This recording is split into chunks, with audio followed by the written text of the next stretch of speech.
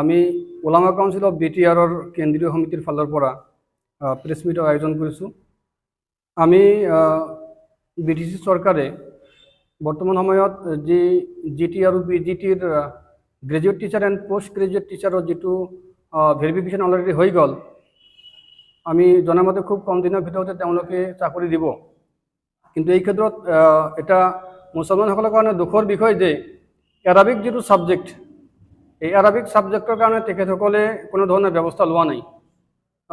আমি দেখা পাইছোঁ এডভাৰ্টাইজমেণ্ট যিটো দিছে তাতে হিন্দীৰ কাৰণে টিচাৰ দিয়া হৈছে, সংস্কৃতৰ কাৰণে দিয়া হৈছে, অন্যান্য ছাবজেক্টৰ কাৰণে দিয়া হৈছে।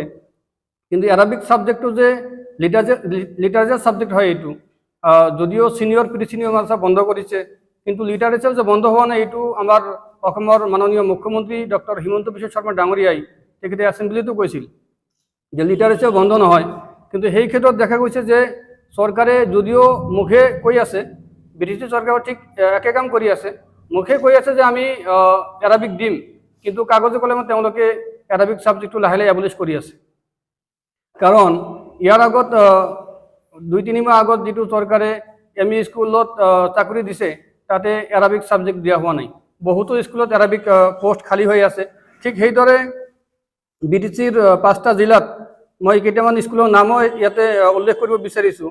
যেনেকুৱা কোকৰাঝাৰ জিলাৰ Nabajyoti high school Golarangi, Habrubil high school Gossaigaon, collegiate high school Gossaigaon, Bhumka high school Gossaigaon, Bhowraguri Binnaghata high school Bhowraguri, Chijila high school, Fatekaram high school,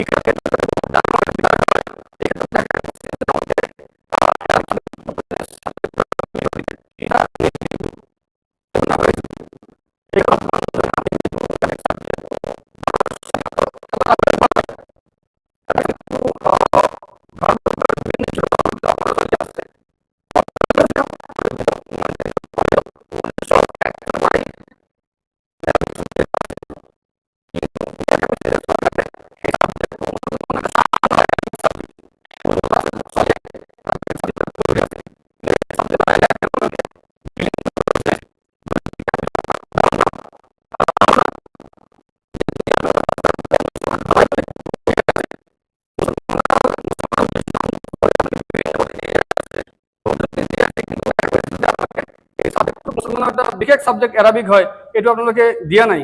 আহ্বান জনাওঁ যে আপোনালোকে অতি সোনকালে ইয়াৰ ব্যৱস্থা কৰিব লাগে। যিবিলাক স্কুলত এৰাবিক পোষ্ট খালী হৈ আছে প্ৰত্যেকটো স্কুলত আপোনালোকে কি কৰি পেলাই তদন্ত কৰি পেলাই এৰাবিক ছাবজেক্টৰ বিপৰীতে আপোনালোকে কি দিব লাগে, এৰাবিক টিচাৰ দিব লাগে। এইখিনি আহ্বান জনালোঁ যাতে চৰকাৰে যদি মানে আকৌ কৈ আছোঁ মই, যদি তেওঁলোকে সঁচাকৈয়ে মুছলমানক ভাল পায়, অহা বিটিচি ইলেকশ্যনত যদি তেওঁলোকে মুছলমান অধ্যুষিত অঞ্চলত গৈ কিবা ক'ব বিচাৰে যে আমি মুছলমানসকলৰ কাৰণে কিবা এটা কাম কৰিছোঁ, তেওঁলোকে যাতে অতি সোনকালে জিটিৰ যিটো চাকৰি দিব তাতে যাতে এৰাবিক ছাবজেক্টক ইনক্লুড কৰে, ইয়াকে আহ্বান কৰিছোঁ। 2-3 বছৰ আগতে কোৱা হৈছিল যে বড়োলেণ্ড ইউনিভাৰ্চিটিত, যিহেতু Guwahati university, cotton university, Silchar university, এইবিলাক ইউনিভাৰ্চিটিত এৰাবিক ছাবজেক্ট আছে, কিন্তু বড়োলেণ্ড ইউনিভাৰ্চিটিত যথেষ্ট মুছলমান ল'ৰা ছোৱালী তাতে অধ্যয়ন কৰি আছে আৰু যথেষ্ট এৰাবিক লৈ পঢ়া, অনাৰ্ছ কৰা নাইবা মাষ্টাৰ্ছ কৰা ল'ৰা ছোৱালী বহুত আছে। তেওঁলোকৰ কাৰণেও ব্ৰিটিছ চৰকাৰে বড়োলেণ্ড ইউনিভাৰ্চিটিত এৰাবিকৰ ব্যৱস্থা কৰিব লাগে। হয়, স্কুলত যিবিলাক স্কুলত অলৰেডি টিচাৰ ৰিটায়াৰ্ড হৈ গ'ল সেইবিলাক স্কুলত নতুনকৈ টিচাৰ দিব লাগে, কিন্তু তেখেতসকলে দিয়া নাই। আমি সেই স্কুলবিলাকত এৰাবিক টিচাৰ দিয়াৰ কাৰণে আহ্বান কৰি আছোঁ।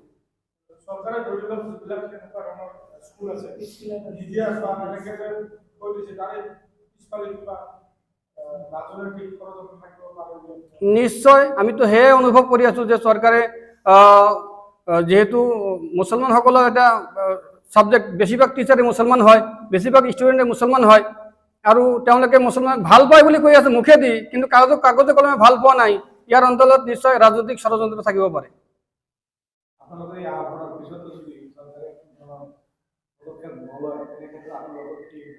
নিশ্চয় যদি আমি আহ্বান জনালোঁ আজি, যেতিয়া GT-PGT আমি লক্ষ্য কৰিম, GT-PGT যেতিয়া টিচাৰ এপইণ্টমেণ্ট দিব, তেতিয়া যদি আৰবিক ছাবজেক্টৰ কাৰণে টিচাৰ এপইণ্টমেণ্ট নিদিয়ে, তেন্তে তাৰপিছত আমি উলামা কাউন্সিল অফ BTR গণতান্ত্ৰিকভাৱে চৰম পৰ্যায়ৰ আন্দোলন কৰিবলৈ বাধ্য হ'ম।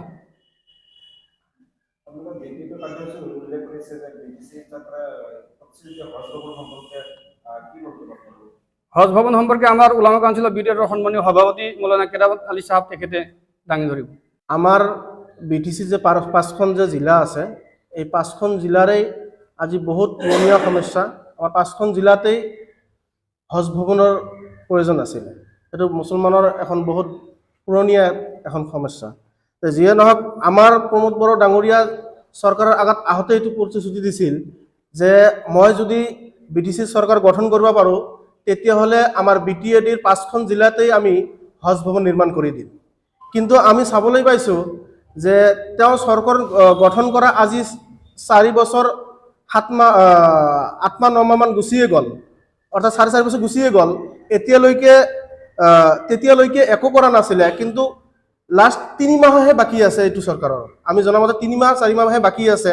এইটো সময়ত যে তেওঁ লাষ্ট মোমেণ্টত যে 5খন জিলাৰ হজ ভৱন দিব বুলি ঘোষণা কৰিছে, হয়, যদিও ঘোষণা কৰিছে, আমি সন্তুষ্টজন এতিয়ালৈকে হ'ব পৰা নাই। তাৰ কাৰণ এইটো এটা আগন্তুক ইলেকশ্যনৰ এটা টোপ বুলিহে আমি ভাবিবলৈ বাধ্য হৈছোঁ। যদি ইহঁতে যে সঁচাকৈ যদি এই আমাৰ প্ৰতিশ্ৰুতিখন যদি ৰক্ষা কৰিব বিচাৰিছে, আমাৰো দাবী আছিল উলামা কাউন্সিল অফ BTR, আমি মেমৰেণ্ডাম দিছিলোঁ ডাঙৰীয়াক 2 বছৰ আগতেই দিছিলোঁ যে আমাৰ 5খন জিলাৰ হজ ভৱনখন সোনকালে আপুনি দিব লাগে। কিন্তু তেওঁলোকে যে লাষ্ট মোমেণ্টত দিলে, আমি আশা কৰোঁ যে BTC চৰকাৰে এই 3 মাহৰ ভিতৰতে যাতে গোটেই 5খন জিলাৰ 5খন হজ ভৱনী যাতে কমপ্লিট কৰি BTADৰ মুছলমানক দেখুৱাই দিয়ে ইহঁতে সঁচাকেই মুছলমানৰ কাৰণে 5খন ভৱন দিছে বুলি। নহ'লে আমি ভাবিবলৈ বাধ্য হ'ম যে আগন্তুক দিনত 5 বছৰৰ কাৰণে ইহঁতে মুছলমানৰ এটা টোপ দিছে বুলি আমি ভাবি ল'বলৈ বাধ্য হ'ম। গতিকে আমি এইখিনিতে BTC চৰকাৰ প্ৰমোদ বড়ো ডাঙৰীয়াক আমি এতিয়াই ৱেলকাম কৰিব নোৱাৰোঁ। হয়, ভাল কথা ইহঁতে ঘোষণা কৰিছে, আমি ভাল পাইছোঁ, কিন্তু আমি ৰাজহুৱাভাৱে তেতিয়াহে ৱেলকাম কৰিম যেতিয়া ইহঁতে এই ইলেকশ্যনৰ আগতে কমপ্লিট কৰিব, কামখিনি কৰি দিব। তাৰ কাৰণ 4 বছৰত এনেকৈ 50খন হজ ভৱন বনাই দিয়া গ'লহেঁতেন। ইহঁতে বহুত ডাঙৰ ডাঙৰ কাম BTCত কৰিছে, কিন্তু মুছলমানৰ কাৰণে কি ডাঙৰ কাম কৰিছে সেইটো এটা ডাঙৰ কাম আমি ভাবি লৈছোঁ। কিন্তু আমি চাম এইখিনি সময়ত চৰকাৰে কি কৰে, তেতিয়াহে আমি এইটো ৱেলকাম জনাম। আৰু আমি আহ্বানো কৰিছোঁ BTC চৰকাৰক, যিহেতু অনাগত দিনত বেছি দিন নাই আৰু ইলেকশ্যন 2025ৰ ইলেকশ্যন যিটো আমাৰ BTCত হ'ব লগা আছে, এইখন আৰু বেছি দিন নাই। আমি উলামা কাউন্সিল অফ BTR তেওঁলোকক আহ্বান কৰিছোঁ, আমাৰ প্ৰমোদ বড়ো ডাঙৰীয়াক আহ্বান কৰিছোঁ, আপুনি অতি সোনকালে, যিমান সোনকালে পায়, এই 5খন হজ ভৱন যাতে সোনকালে কমপ্লিট কৰি দিয়ে, সেয়ে আমি আহ্বান কৰিছোঁ।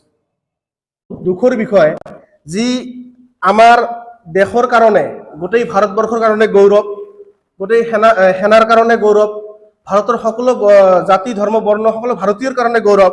আমাৰ কৰ্নেল সুফিয়া কুৰেশ্বীক যে BJPৰ মধ্যপ্ৰদেশৰ কেবিনেট মন্ত্ৰী বিজয় শাহে যে মন্তব্য কৰিছে, কিন্তু আমি আচৰিত পাইছোঁ যে আমাৰ ভাৰতৰ প্ৰধানমন্ত্ৰী যিটো সময়ত ভাৰতৰ এটা সংকট সময়, যি সময়ত গোটেই জাতিয়ে, আমি মুছলিম, হিন্দু, খ্ৰীষ্টান, বৌদ্ধ সকলোৱে আৰু সকলো ৰাজনৈতিক দলে বিনা চৰ্তে আমাৰ ভাৰতীয় প্ৰধানমন্ত্ৰী সাহেবক সমৰ্থন কৰিছে যে নাপাক পাকিস্তানক শিক্ষা দিব লাগে। এই নাপাক পাকিস্তানক শিক্ষা দিবলৈ গৈ আমাৰ কৰ্নেল সুফিয়া কুৰেশ্বীয়ে যি বৃহৎ কাম কৰিছে, আমি গৌৰৱবোধ কৰিছোঁ, নিজকে নিজৰ অহংকাৰ কৰিছোঁ যে আমাৰ ভাৰতীয় সেনাৰ মাজত যেন কৰ্নেল কুৰেশ্বী আছে। তেওঁ নহয়, তেওঁৰ পিতা এজন সেনাত আছে আৰু আছিলে, তেওঁৰ গ্ৰেণ্ড মাদাৰ তেওঁ এজন বীৰংগনা আছিলে, তেওঁ নিজে বীৰংগনা, কিন্তু তেওঁৰ বিৰুদ্ধে কেনেকৈ এজন BJPৰ মন্ত্ৰীয়ে ক'বলৈ লাজো পাইছোঁ মই যে সন্ত্ৰাসবাদীৰ ভগ্নী বুলি কৈছে।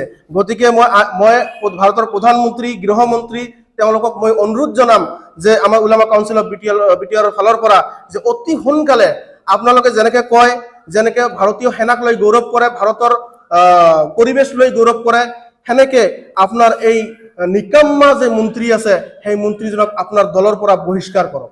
আমি ওলামা কাউন্সিল অফ বিটিআৰে বহুত দুখেৰে ক'বলৈ বাধ্য হৈছোঁ যে আপোনাৰ বিজেপিৰ নেতৃত্বত এনেকে এজন মন্ত্ৰী আছে যিয়ে ভাৰতীয় সেনাক অপমান কৰিছে। সেইকাৰণে আমি ওলামা কাউন্সিল অফ বিটিআৰে আকৌ অনুৰোধ কৰিছোঁ যেন এই মন্ত্ৰীজনক যেন অতি সোনকালে বিজেপিৰ পৰা বহিষ্কাৰ কৰি দিয়া হয়।